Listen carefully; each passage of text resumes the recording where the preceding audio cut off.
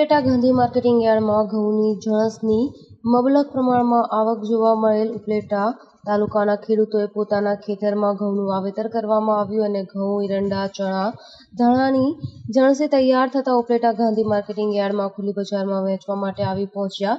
યાર્ડમાં ઘઉં, ધાણા, એરંડા સહિતની જણસની પુષ્કળ આવક જોવા મળી. વિવિધ જણસની આવકને પગલે યાર્ડ જણસથી ઉભરાયું.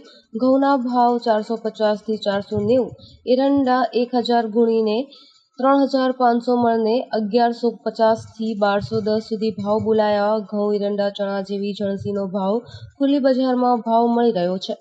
હાલ વાત કરીએ તો અત્યારે ઉપલેટા માર્કેટિંગ યાર્ડમાં ઘઉં, ધાણા, એરંડા જેવા જણસોની સારી એવી આવક થઈ રહી છે. ધાણાની વાત કરીએ તો ધાણાના 1200 રૂપિયાથી માંડીને 1350 રૂપિયા જેવા ધાણાના ભાવ મળે છે. ઘઉંના 20 કિલોના ભાવની વાત કરીએ તો 450 થી 500, 550 રૂપિયા જેવા ઘઉંના ભાવ મળે છે. અને એરંડાની દરરોજની 800 થી 1000 ગુણીની આવક છે. અને એરંડાના 20 કિલોના ભાવ 1150 થી 1200 રૂપિયા જેવા ભાવ એરંડાના મળી રહ્યા છે. ઉપલેટા માર્કેટિંગ યાર્ડની અંદર સારા એવા ભાવ મળતા હોવાથી ખેડૂતો પણ વધુ પ્રમાણમાં આવે છે. અને ક્યારે પણ કોઈ પણ જણસીની આવક ફૂલ હોય અથવા વરસાદી વાતાવરણ હોય જેવું કોઈ પણ આગાહી કરવામાં આવેલી હોય તો અગાઉ જાણ કરીને ખેડૂતોને જાણ કરવામાં આવે છે.